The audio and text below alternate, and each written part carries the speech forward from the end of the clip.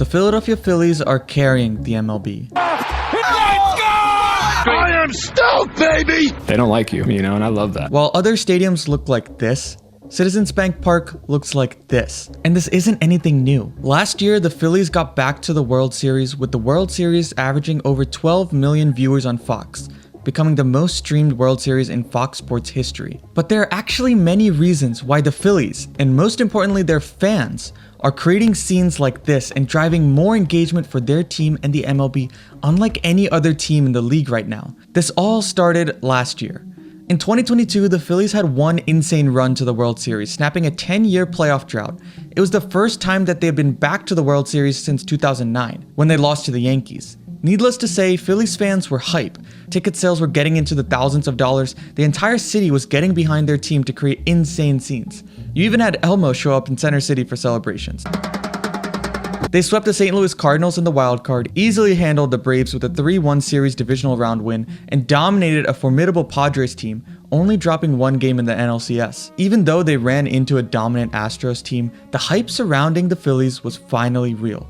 All the years of horror, empty stadiums, people questioning the millions of dollars spent on Bryce Harper was finally worth it. The bank was packed and we began to see the glimpse of what would come in 2023. And to really understand how the Phillies are carrying the MLB, we gotta take a look at their payroll. I mean, considering how much they've spent, their success is kind of expected. John Middleton, the owner of the Phillies, has put together the third highest payroll in baseball.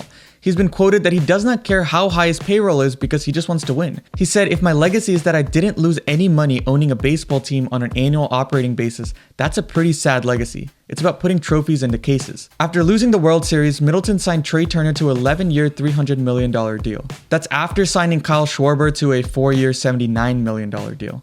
And Nick Castellanos to a 5-year, $100 million deal. That's not even including Bryce Harper's 13-year, $330 million one, or Zach Wheeler's 5-year, $118 million deal, or JT Realmuto's 5-year, $115.5 million deal. I could go on, but you kind of get the point. The Phillies have a 2023 payroll of $260 million, way over the luxury tax threshold. If they cross that threshold next year, that would mean 3 straight years of doing so, making them pay a 50% tax. But clearly, Middleton doesn't care. That's how badly John Middleton wants to bring a championship to Philly. And the fans have truly rewarded him for that spending. The Phillies were ranked number 1 in MLB attendance growth, gaining 10,000 fans per game compared to last year. The team's season ticket base got a 50% increase from the previous year as well. And StubHub reported that after they signed Trey Turner, the ticket sales more than doubled. And just take the playoffs. The Phillies have absolutely ridiculous home game ticket prices, especially when you compare it to the opposition. Sure, they're still 6th in total MLB attendance, which is up 34% from 2022. But you can just use the eye test to see that scenes like this in the wildcard round of the playoffs are unlike anything that we've seen in the MLB right now. And I know that's the case because the Tampa Bay Rays had a playoff game featuring 19,704 people, which is the lowest attendance for a postseason game in 104 years. Well, besides the COVID years. And I already know what people are gonna say.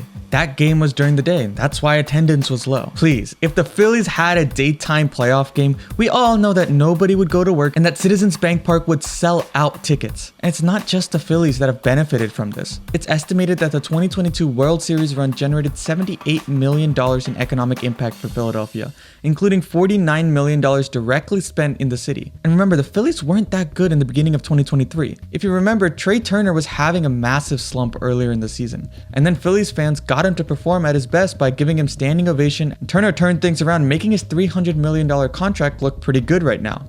And these Phillies fans are causing havoc on opposing teams as well. They know when to stand up, they know when to cheer, they did it all throughout the 2022 postseason and are prepared to do it this year and in future years. It's creating one-of-a-kind moments, which makes these ticket prices totally worth it.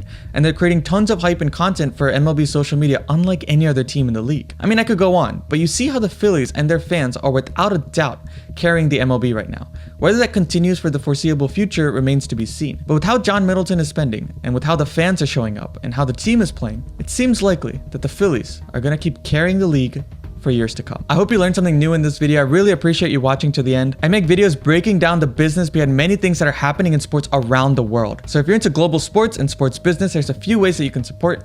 You can subscribe or follow wherever you're watching this. I also write these deep dives that go out once a week. It'll be the first link in the description below. There's no payment whatsoever for that. And if you don't want to do that, then I guess you can watch the video on the screen right now. You're screaming like it's still the game going on. We're talking about the fightings here. The fightings. Said. Said, Mike.